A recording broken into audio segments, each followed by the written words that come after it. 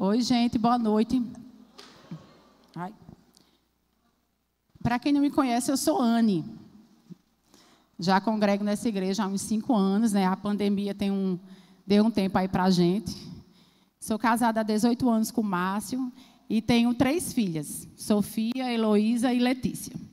E é um prazer a gente partilhar o que Deus trouxe ao meu coração com a igreja, né?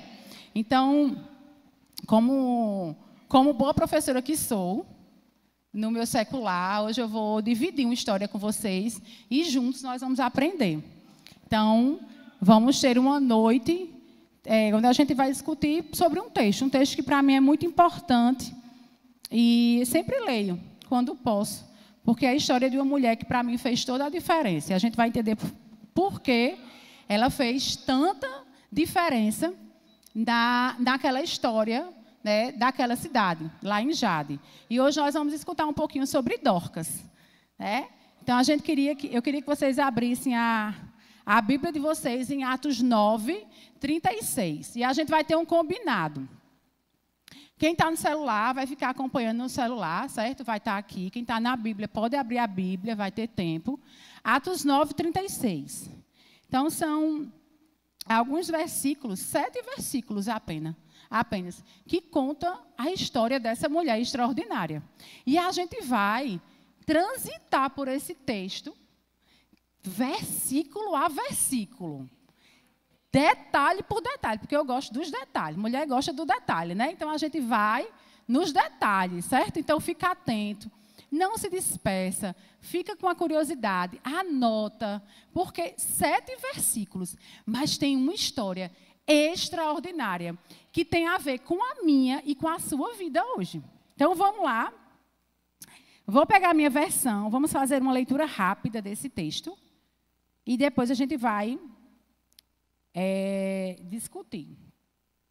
Vamos lá. Havia em Jope uma discípula por nome Tabita. Nome este que, traduzido, quer dizer Dorcas. Ela era notável pelas boas obras e esmolas que fazia. Ora, aconteceu naqueles dias que ela adoeceu e veio a morrer. E depois de a lavarem, puseram-na no cenáculo. Como Lida era perto de Jope, ouvindo os discípulos que Pedro estava ali, enviaram-lhe 2 homens para que lhes pedissem: não demorem em vir conosco. Pedro atendeu e foi com eles. Tendo chegado, conduziram-no para o cenáculo e todas as viúvas o cercaram, chorando e mostrando-lhe túnicas e vestidos que Dorcas fizera quando estava com elas. Mas Pedro, tendo feito sair a todas, pondo-se de joelhos, orou. E, voltando-se para o corpo, disse: Tabita, levanta-te. Ela abriu os olhos e, vendo a Pedro, sentou-se. Ele, dando-lhe a mão, levantou-a e, chamando os santos, especialmente as viúvas, apresentou-a viva. Isto se tornou conhecido por toda Jope, e muitos creram no Senhor. Pedro ficou em Jope muitos dias, em casa de um curtidor chamado Simão. Então, esse é o contexto geral, né? Então, o que a gente tem aqui? A gente já no primeiro diz: havia em Jope. Jope é uma cidade portuária, que inclusive é aquela cidade que o nosso amigo Jonas utilizou para fugir. Quando Deus deu o chamado a ele, né, para destruir lá, ele deu uma fugidinha, não foi? E ele foi para essa cidade portuária. Eu acho que eu vou ter que parar só um pouquinho para a foto. Brincadeira, certo? Porque nunca consegue, entendeu? Uma foto boa, nunca consegue. E aí é a mesma cidade em que Dorcas vivia. Essa cidade de Jope era uma cidade importante para a região, porque, como a gente sabe, até na cultura de hoje, qualquer região, qualquer cidade que ela é portuária, ela tem uma referência, uma importância econômica, circulação de dinheiro, de pessoas. Então, havia-se um contexto que ali tinham muitos pescadores e muitas viúvas, porque a necessidade da sobrevivência ser o mar, muitos homens iam para o mar e não voltavam. Então, provavelmente, Dorcas, a Bíblia não fala se ela era viúva. A Bíblia não fala a idade de Dorcas. O seu nome, quando ele bota aqui, Tabata, que traduzido quer dizer Dorcas no grego, Dorcas quer dizer gazela, que quer dizer bela, graciosa. Esse era o nome dado a Dorcas para aquela época, para a época. Então, imagina-se que ela era uma mulher, uma jovem senhora, bonita. E a gente vai ver ao longo do texto que sua beleza podia até estar por fora, mas por dentro tinha muita beleza também. Então, isso fez de Dorcas importante para aquela região. Né? E a gente vai ver o seguinte, vamos agora versículo a versículo. Pega a sua Bíblia, conecta no seu texto. Havia em Jope uma discípula. A gente escuta muito, né? Discípulo, discípulo, discípulo. É a primeira vez na Bíblia que aparece o nome discípulo no feminino. Discípula. Ela tinha uma referência e ela era importante. Dorcas era uma discípula. Ela foi referenciada nesse texto como uma discípula. E o que é discípulo? Discípulo, em sua origem mais profunda, é um seguidor. Discípulo é mais que um aluno. Porque eu sou professora e eu tenho muitos alunos. E tem alunos que prestam atenção e tem aluno que não presta atenção. Ter o título necessariamente não faz de você aquilo que você pretende ser. É o comum que sim. No caso aqui de Dorcas, ela foi chamada de discípula. Ela não foi intitulada, deram um título a ela. Dorcas, você agora é discípula. Não, ela era uma discípula. Mas por que Dorcas era discípula? Se você vai olhar os textos anteriores, você vai ver que Paulo passou por ali, você vai ver que Pedro passa por ali, e provavelmente nesse movimento de evangelismo, Dorcas aceita o Cristo como seu Salvador, mas muito mais que isso. Ela decide ser discípula dele. Ela decide seguir Jesus. Ela decide fazer aquilo que Cristo faria estando na terra. E a gente vai perceber a importância que essa mulher tem para aquela sociedade. E aí você continua. Ainda no 36. Ela estava cheia, uma versão diz, a minha diz, ela estava cheia de boas obras e esmolas que fazia. Outra versão diz assim, ó, ela era notável. Olha que versão bonita. Ela era notável pelas boas obras. Ela era notável porque ela tinha muitos sapatos na casa dela. Era notável por isso? Ela era notável porque ela vinha para a igreja todos os domingos com uma roupa diferente. Era notável por isso? Ela era notável porque ela tinha uma conta extremamente gorda. Ela era notável por isso? Não. Ela era notável porque ela tinha nas mãos boas obras. Ela era notável porque ela fazia a diferença naquela cidade. Ela era notável porque ela dava esmolas. E só para entender o conceito profundo de esmolas, você vai perceber que esmola não é dar o que sobra. Esmola é tirar de você, das suas necessidades e dividir. Então, Dorcas era essa mulher. Dorcas era discípula e, por ser discípula, ela era notável em ajudar. Ela era uma mulher generosa. E aqui já vem uma ordem, gente, uma instrução importante para a gente. Às vezes a gente acha que a gente precisa fazer, ser generoso, fazer boas obras para ser discípulo, para ser aceito em Cristo, mas não é essa a ordem. A Bíblia é muito clara. Ela é discípula, por isso que ela é generosa, faz parte do DNA do discípulo de Cristo ser generoso. Estar atento à situação, escutar o contexto e aplicar uma necessidade. Ela não fazia o ato generoso, dizer assim, eita, não, vamos ajudar, porque vai que Pedro passa por aqui, as mulheres dizem que eu sou boa, aí eles vão e me intitulam de discípulo. A ordem não é essa. Porque ser discípulo de Cristo independe daquilo que você faz com suas mãos. Ser discípulo é uma decisão. Eu decido todos os dias seguir a Cristo, amá-lo e fazer a vontade dele. Talvez Dorcas estivesse cansada em ajudar tanto, porque às vezes a gente cansa. A gente é humano. Né? Você vai ver ao longo do texto o que acontece com Dorcas. Mas ela decidiu, dentro do seu discipulado, dentro da decisão, em perseverar, em continuar, em avançar. Então, já fica uma lição para a gente hoje. Você precisa ser discípulo, para a partir de então, você ver as manifestações, os frutos que você tem. Porque é pelo fruto que se conhece a árvore. Não é verdade? E isso, gente, transcende aqui a nossa igreja. Mas na vida, no dia a dia da gente, quais são os frutos que a gente está dando para se dizer assim, eita, ali vai uma mulher de Deus. Gente, eu não sei de que religião ela é, mas eu sei que aquela mulher é boa, viu? Ela tem o caráter de Deus nela. Dorcas, ela foi essa mulher. Ela foi essa discípula e ela decidiu isso. Então, que frutos a gente tem levado com o nosso cristianismo para fora dessas paredes? As segundas-feiras vão chegar. E amanhã, que demandas a gente vai encontrar para exercitar esse discipulado de Cristo na nossa mente? É no seu ambiente de trabalho? É em casa, cuidando dos seus filhos? Quais são os seus frutos? Mediante a um discipulado que você diz. A maioria aqui que aceitou Jesus diz, eu sou discípulo de Cristo. Mas Dorcas era, não por um título, Dorcas era por atitudes diárias, constantes. Dorcas, ela era uma mulher constante. Eu fico imaginando se Dorcas tivesse desistido. Cansei. Cansei de ajudar. Não recebo uma obrigada. Dia do meu aniversário, não recebo uma mensagem no WhatsApp.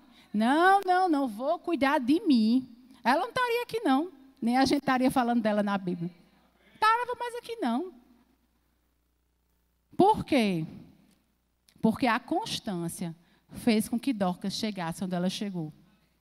E a gente tem outra lição hoje. Quem está aqui nessa noite que está cansado, descansa, mas não desiste. Para. Senta, chora, dá um tempo, está tudo bem, mas não desiste. Porque aquilo que Deus tem preparado para a tua vida e para a minha, lá na frente, se você desistir antes, você não vai contemplar. Está cansado? Tem chamado? Calma, está tudo bem, vai dar tudo certo.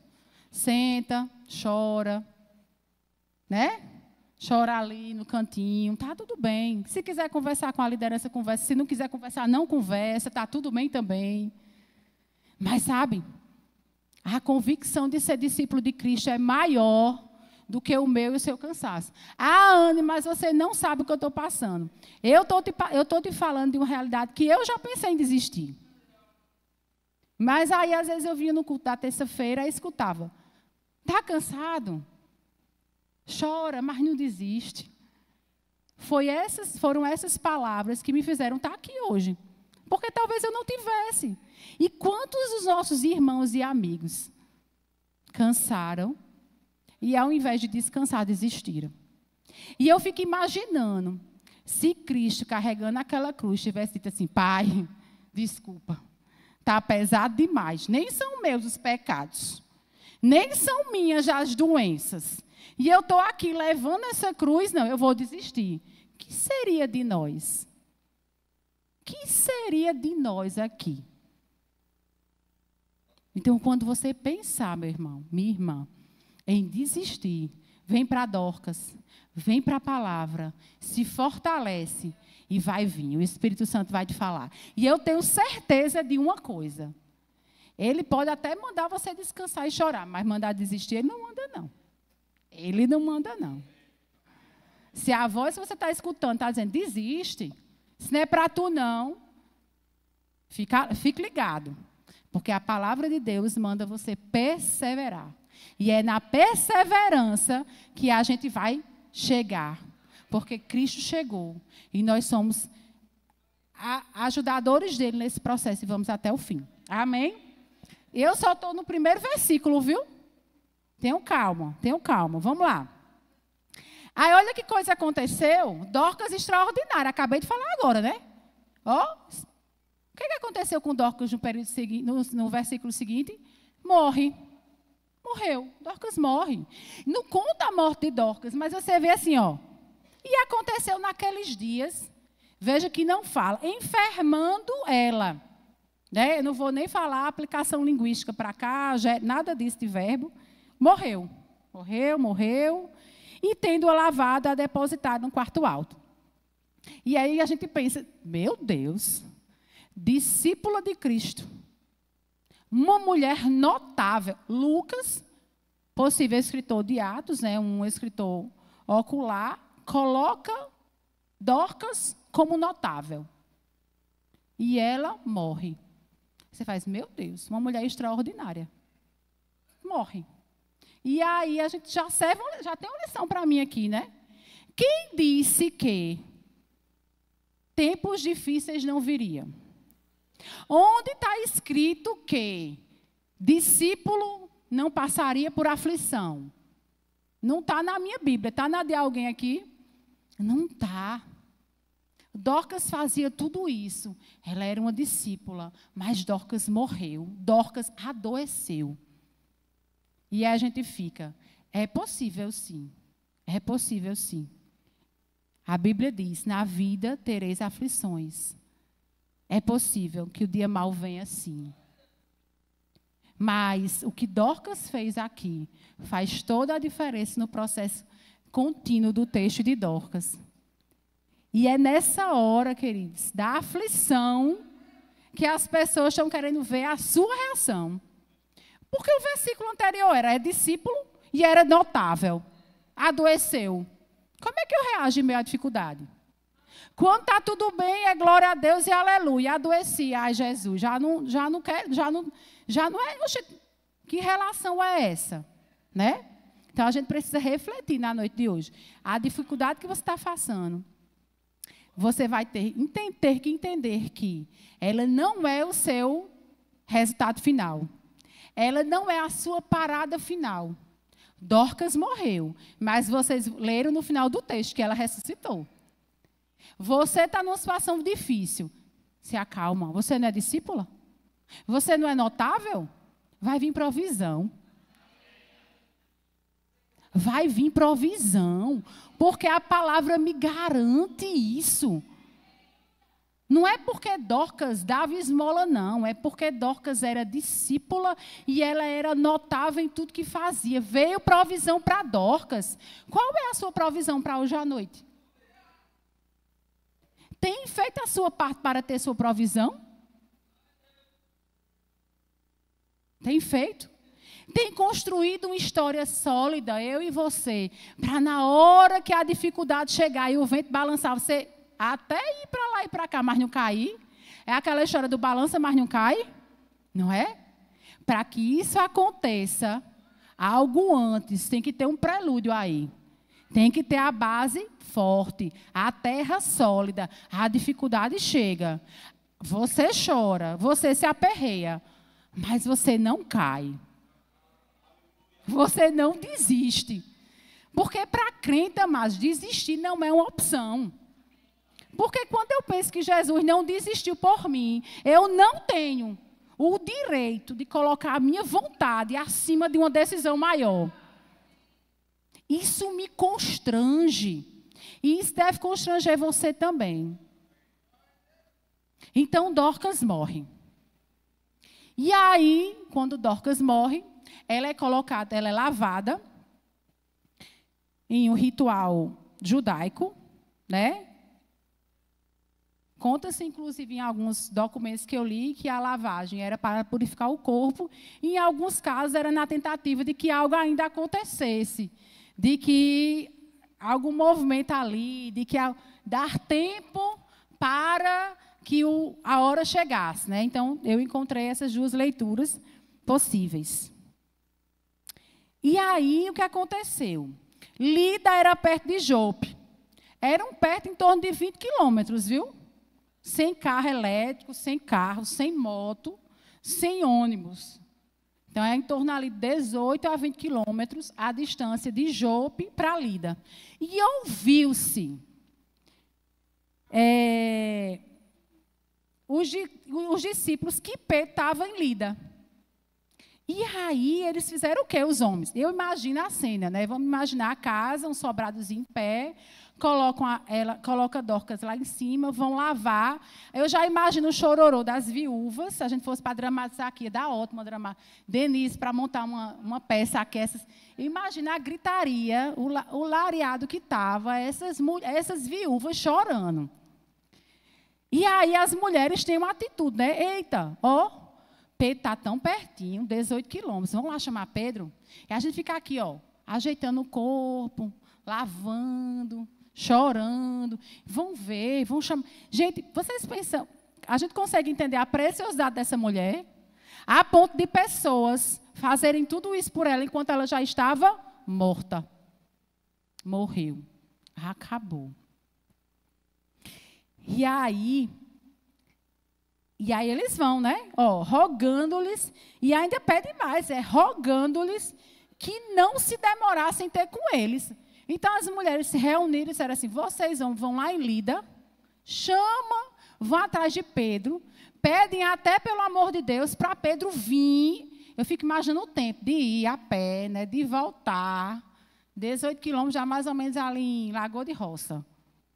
Só para vocês terem entendido mais ou menos a distância. E aí vocês vão a pé, depois vocês vão ter que rogar a Pedro e trazer Pedro, dar um jeito de trazer Pedro. Eu fico imaginando as coisas que eles devem ter dito, a ponto de Pedro voltar com eles, porque Pedro já tinha passado por Lida, já tinha ido. E ele volta, ele decide voltar. E aí a gente entende a importância de Dorcas mais uma vez. Mas, Anne, vamos pensar um pouquinho. Dorcas, quando você vai entender um pouquinho, ela dava esmolas e aparentemente ela costurava. Vocês concordam comigo? Porque na hora que as viúvas vão apresentar lá, eu vou explicar, mostra-se as túnicas que ela fazia. E aí eu fico imaginando, e isso é lindo, que eu fico pensando, ela conseguiu ser notável com agulha e linha. Entendem? A gente consegue entender isso? Ela está na Bíblia, porque ela era notável, porque ela ajudava as pessoas, ela apoiava as pessoas, ela costurava. Eu trouxe até aqui para a gente ver. Uma agulha e linha. Ela conseguiu estar aqui. Nossa, isso fala tanto ao meu coração. Não fala? Aí tem gente que faz, eu só vou poder falar de Cristo se eu tiver um microfone. Amém, pelo aleluia. Esse foi bom, viu? Olha, ela com uma agulha e linha, sendo viúva, fez toda a diferença naquela região. Eu tenho certeza, e consigo olhar para vários aqui, que tem muito mais do que uma agulha e linha para fazer a diferença nos dias de hoje. Para fazer impacto nos dias de hoje. Para entender que você pode ser Dorcas aqui no altar, aqui na igreja, mas fora dela também. Você pode impactar a sua geração, sendo luz, tendo muito mais do que uma agulha e linha. Às vezes aqui na igreja, e aí eu estou falando agora interna, a gente se preocupa muito, né? A posição. E aí até me lembrou da palavra de Carol. A ferramenta era uma agulha e linha. Não era a ferramenta, gente. Não é o microfone. Não é a posição. Não é a liderança. Não é a supervisão. É a decisão diária. E ela é diária mesmo. De dizer, eu vou ser discípula de Cristo. Porque o sacrifício dele merece o meu amor, merece meu tempo, merece minha dedicação, merece meu jejum, merece meu dízimo, merece minha oferta, merece olhar para o meu irmão com compaixão, sem julgamento, com empatia, com entendimento. Essa agulha e essa linha fizeram com que ajudou Dorcas a trazê-la até aqui. E o que tem? O que é que você tem para você ser chamado nessa geração de um discípulo de Cristo? A tua voz? O teu intelecto? O teu tempo? O teu dinheiro? É só ferramenta. Não bota a ferramenta acima, não, porque não vai. Dorcas não é mais do que essa agulha e essa linha. E nos dias de hoje, qual é a ferramenta que você tem? No mínimo, tem isso aqui. Para convencer uma geração doente, adoecida, de que Cristo salva, que não é demodé, amar a Cristo, servir a Cristo, fazer a sua vontade. No mínimo isso aqui a gente tem hoje. A favor do reino. Para ser chamado e reconhecido como um discípulo. Como uma discípula genuína. Amém? Ainda não acabou não, viu? Vamos lá. Eu sei que vocês, quando terminar, vão ficar tudo apaixonados por Dorcas, igual eu fico. E aí, Pedro vem, né? E Pedro foi. O convencimento foi bom, não foi? Pedro voltou, Pedro foi. Esse versículo é genial, gente. E diz assim, ó. E levando-se Pedro, foi com eles. Então, Pedro volta. E quando chegou, o levaram para o quarto alto. Gente, olha o que acontece. Me ajudem a pensar nessa cena. Pedro subindo. E aí as viúvas, todas as... Ai, se eu pudesse fazer uma dramatização agora. Botar um homem assim no meio e um monte de mulher assim, chorando ao redor deles. Assim. Agora, isso devia ser um choro... Não era um choro contido, não, viu? Era um choro... Eu acredito que era um choro esbravejador. Se ele mandou os homens buscar Pedro em Lida, o negócio era profundo. Todas as viúvas o rodearam, chorando e mostrando-lhe os vestidos e outras roupas que Dorcas havia feito. Gente, há uma beleza nesse versículo insondável. Dorcas estava morta. E aí a gente tem dois caminhos para seguir esse versículo, que Deus trouxe ao meu coração. O primeiro, Dorcas estava morta. Reúne, morreu a bichinha em terra. Precisamos de outra costureira. Né? Porque aquela história, né? A fila anda. Precisamos de outra costureira. Vamos atrás da costureira. Foi assim que essas mulheres agiram com Dorcas? Dorcas estava em seu momento mais frágil, vulnerável. E essas mulheres aprantearam Pedro e mostraram a Pedro, olha aqui o que ela fazia, olha aqui a túnica, olha aqui o vestido, essa mulher é importante demais. E aí duas coisas me chamam a atenção nesse versículo. A primeira delas que eu pergunto para vocês. A gente precisa ser como essas viúvas. Na vulnerabilidade de alguém, na fragilidade de alguém, a gente precisa trazer à memória o que ela trouxe de bom. Porque Dorcas, naquele momento, ela não trazia, ela não ia costurar mais. Mas ela tinha uma história, ela tinha um legado, ela tinha algo a ser feito. E aquelas mulheres trouxeram à memória as roupas que ela tinha feito. As coisas boas que Dorcas tinha trazido. Às vezes o irmão sai da igreja, se afasta da igreja. A gente só lembra do que ele está fazendo agora. Mas não lembra quantas vezes ele chegou mais cedo para abrir a igreja. Quantas vezes eu mais cedo para o louvor. Quantas vezes ficou ali atrás no som. Quantas vezes subiu ali naquela cabine da comunicação. Dorcas estava numa situação frágil. Mas essas mulheres, Elas honraram Dorcas e disseram assim: ei, não é porque ela está numa situação frágil que eu não vou deixar de mostrar o que ela fez, não. Dorcas fez algo. E essas mulheres mostraram isso a Pedro. E a gente tem que ser homens e mulheres como essas viúvas. A gente vai até o fim. A gente vai lutar até o fim.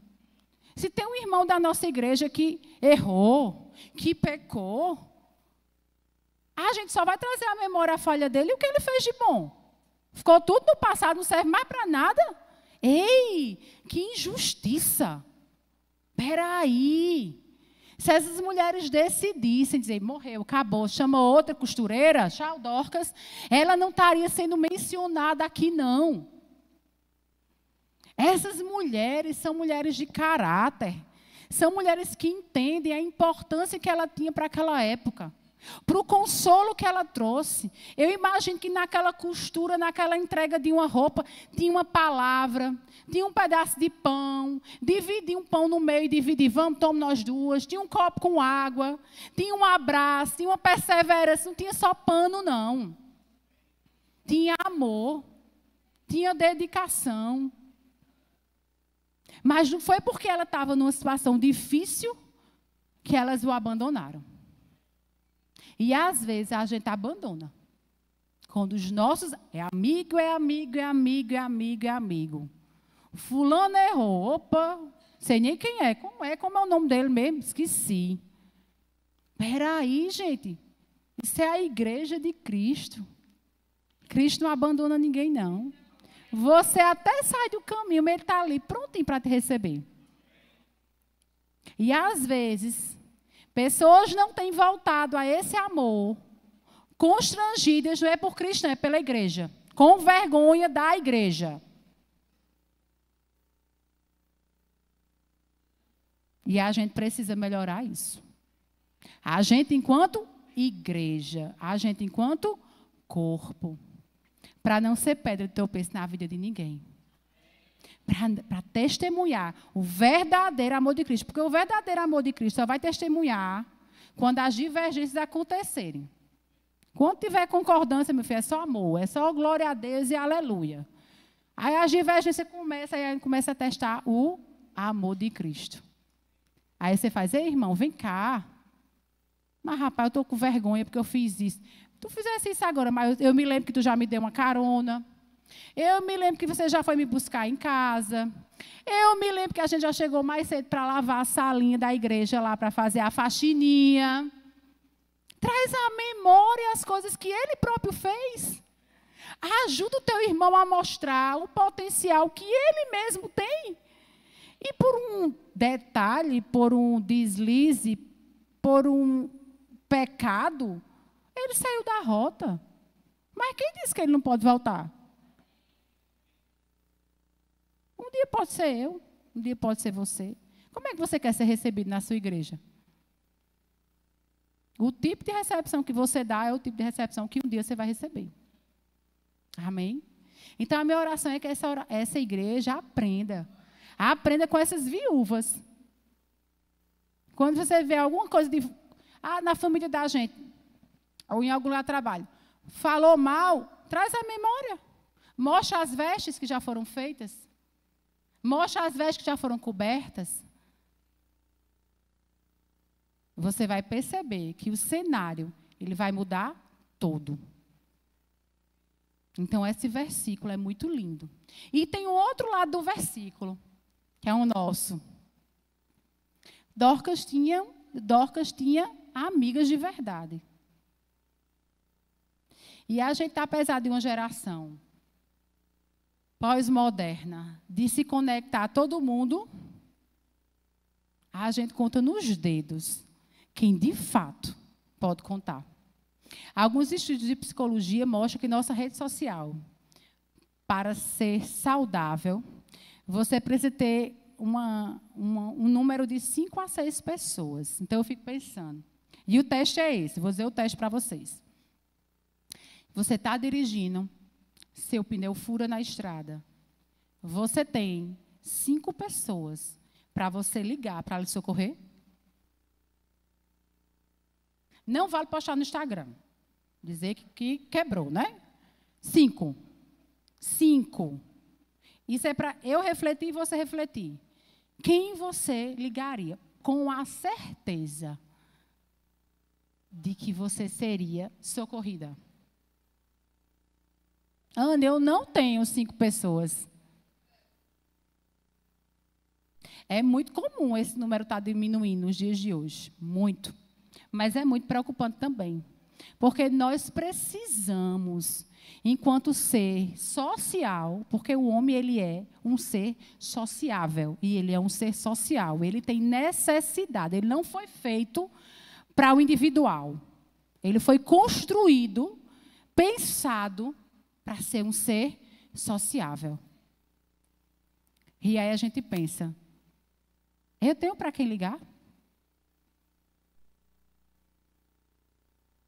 Você está na lista de alguém? É uma outra pergunta, para mim e para você. Eu estou na lista de alguém? Se alguém estiver numa perreia ali, alguém vai ligar para a Anne? Vai, não, é bom, estou de boa, ninguém vai ligar para mim. Isso é preocupante. Porque se ninguém ligar para mim, é sinal que eu não tenho ninguém na minha lista. Porque é de mão dupla. Essas mulheres, Dorcas fez por essas mulheres. E no momento que Dorcas precisou, essas mulheres estão lutando por Dorcas até o fim. Então nós precisamos, como Dorcas, cultivar pessoas que na hora da peleja, na hora da dor, na hora da luta, na hora da angústia, porque esse dia chega. Espera aí, eu vou falar com fulano, porque eu tenho certeza que ela vai me socorrer. Você precisa de pessoas assim. E a igreja é para ser um ótimo espaço para isso.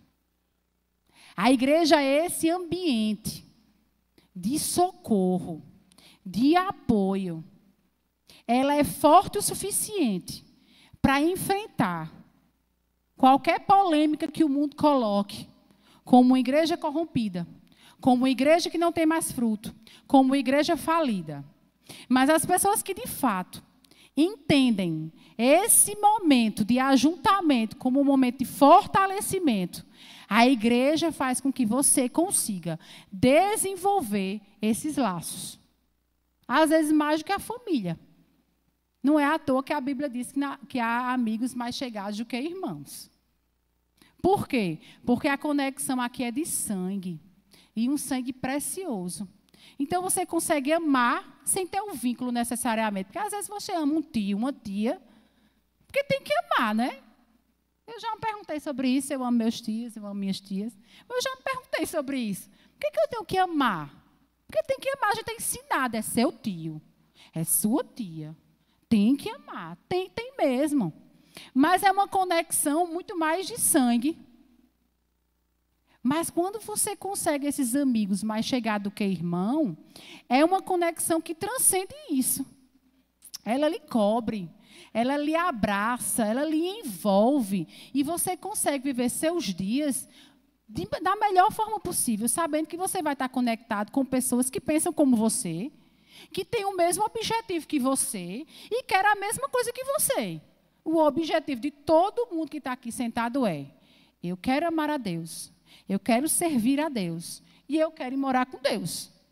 Qualquer coisa que transcenda disso é uma consequência do que o Evangelho pode lhe dar. Mas o amor a Deus e o serviço a Ele é soberano em qualquer situação. Amém? Então, que na noite de hoje a gente tenha também essa certeza de que eu preciso cultivar mulheres, homens, amigos, amigas, como essas viúvas aqui. Nessa certeza, nessa convicção de que eu vou ter. Então, ele diz o seguinte, ó, mostra os vestidos, as roupas que Dorcas fazia e o que ela havia feito por elas enquanto estava viva. Porque Dorcas não estava mais fazendo nada, mas enquanto estava viva, fazia. O verso seguinte diz assim, ó. Então Dorcas escutou aquilo tudo. Ó, Pedro escutou aquilo tudo. Ó, o contexto de Pedro. Já entendi tudo. Pedro, já entendi tudo, né? Entendi a situação toda. Levantando-se Pedro, partiu. É o seguinte, vamos para o 40. 9h40. Pronto. Pediu Pedro que todos deixassem o quarto. Vamos embora. O negócio devia estar agitado. Ali, o quarto devia estar pegando fogo. Eu imagino, né? Isso é tudo eu imaginando. Uma quentura, Dorcas ali, bem branquinha a bichinha, só ela gelada por enquanto. Tudo quente, um chororô. Em seguida, ajoelhou-se e orou. Pedro fez a coisa certa. Antes de agir, ele ora. E olha que Pedro, olha a maturidade de Pedro já em Atos. Não é? Talvez se estivesse com Jesus ali do lado, Jesus, tem mais jeito não. Olha essas mulheres chorando, vá logo, faça um milagre. Não ia nem dizer.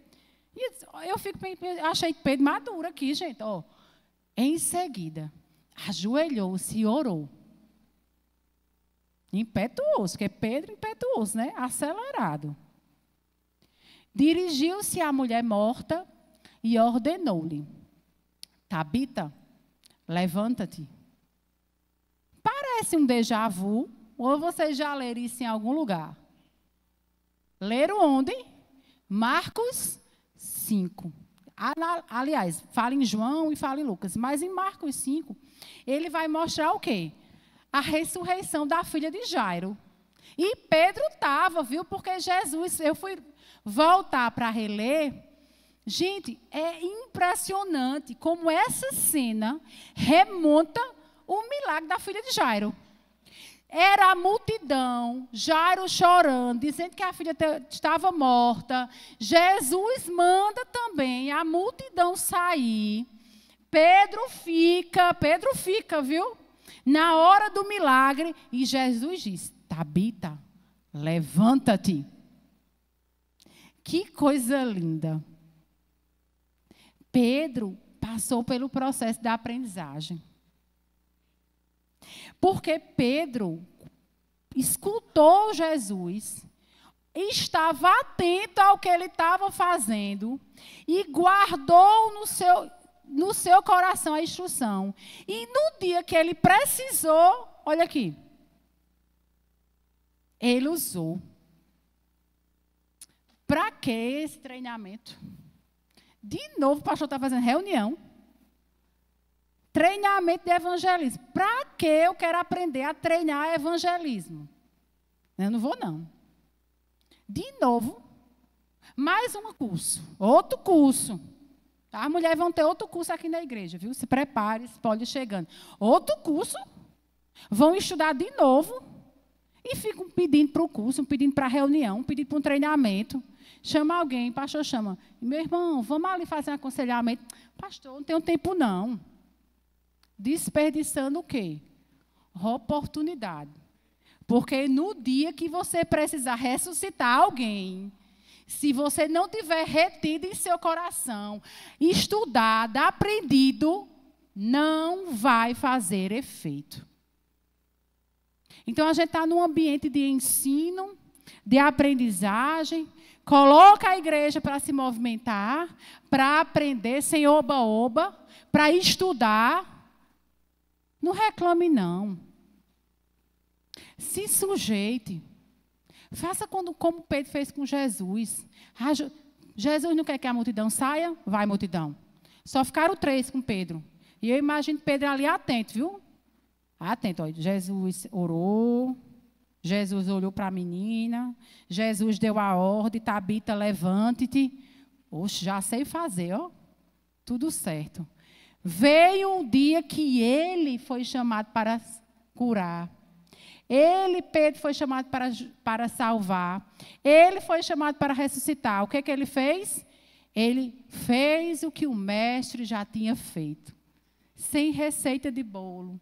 Sem um detalhamento a mais. Ele seguiu o mestre. Siga a instrução. Siga a ordem. É para vir para o louvor de preto, venha. Mas se eu fosse a líder do louvor, vinha de rosa. Mas você não é a líder. Quando você for, você bota rosa. Não é simples assim. Tem culto, venha no culto da terça-noite, venha no culto da quinta. É para fazer isso. Venha. Se sujeite. Tenha um coração ensinável porque na hora que a dificuldade chegar, você vai saber fazer alguma coisa.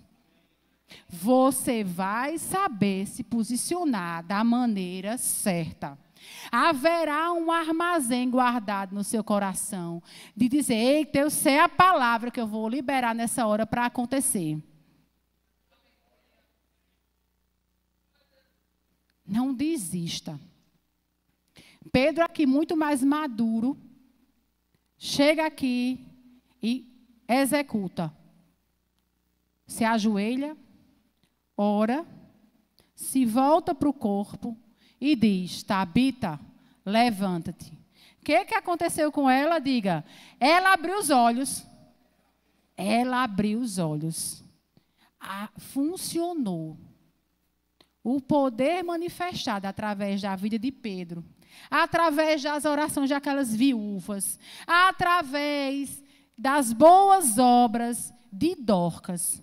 Tudo isso, com o fato dela ser discípula, fez com que ela abrisse os olhos e, vendo a Pedro, sentou-se. Então, imagino que ela se senta ali um pouco desorientada, né? A Bíblia não diz, mas é o que imagino. E ela olha para Pedro, sem saber o que tinha acontecido, sem dar conta de onde ela poderia estar para o momento que ela estava naquele momento. Ela estava viva. Por uma sequência de instruções acerca dessa mulher, acerca desse movimento. E o verso 41 diz, a seguir, ele deu a mão e ajudou a colocar-se de pé. Então chamou os santos, principalmente as viúvas, e apresentou-a viva. Dorcas não morreu.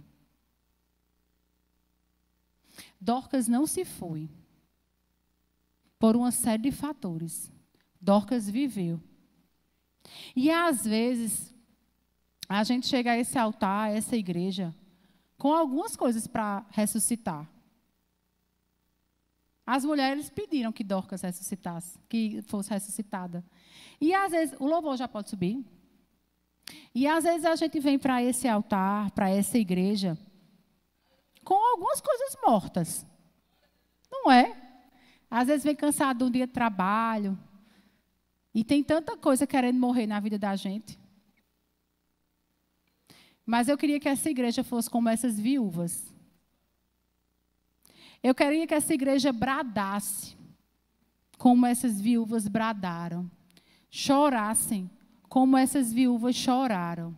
E disseram, ei, pera, a gente não vai desistir de você, não. A gente não vai desistir. Sabe por quê, meus amados? Porque vocês são preciosidades na vida de Cristo. Vocês são preciosos para Deus. Deus ama cada um de vocês. Deus ama, Deus cuida e quer ver o melhor de cada um de vocês. E o meu desejo é que a congregação veja essa igreja como aquelas viúvas. Espera aí, está doendo, está difícil, mas tem um grupo ali naquela igreja que vai mostrar, que vai apresentar aquilo que eu já esqueci, que eu já fiz. Espera aí, tem um grupo ali naquela igreja que quando eu chegar lá, vai me abraçar. Só me abraçar. E eu vou poder chorar. Só chorar. E a memória vai trazer daquilo que Deus quer para a minha vida e para a tua vida. A minha oração essa noite é que essa igreja entenda o papel que nós precisamos ter enquanto discípulas de Cristo. Que assim como Dorcas foi, ela apresentou-se como discípula, por isso ela fez. Por isso ela era generosa. Por isso ela era uma mulher notável. Há nessa igreja homens e mulheres notáveis. Há nessa igreja homens e mulheres notáveis. E por ser notável, há sim uma responsabilidade de carregar, de levar a mensagem da cruz, uma mensagem de amor, dentro e fora dessa igreja. Aqui e onde você estiver, ali vai uma mulher notável. Ali vai um homem notável. Ali vai um discípulo. Ali vai um discípulo de Cristo. Ali vai uma discípula de Cristo. Porque se assim a gente fizer, a gente vai entender o propósito de Cristo ter vindo, de Cristo ter morrido por mim e por você. É para isso, gente, que a gente está aqui essa noite. A gente não saiu de casa, não colocou a nossa roupa com o entendimento vão de que havia obrigação de estar aqui. Ninguém é obrigado a nada. Nós estamos aqui porque nós entendemos que vale a pena servir a um Deus que me amou primeiro. E eu me encho da palavra, porque pode ser que na semana você encontre, você precisa ser essa viúva, que alguém chegue para você e diga: eu não sei mais o que fazer, eu não sei mais para onde ir. E você diga: ei, peraí, deixa eu te lembrar de quem você era, do que você já fez, do como você já contribuiu. E aí tocar na vida das pessoas.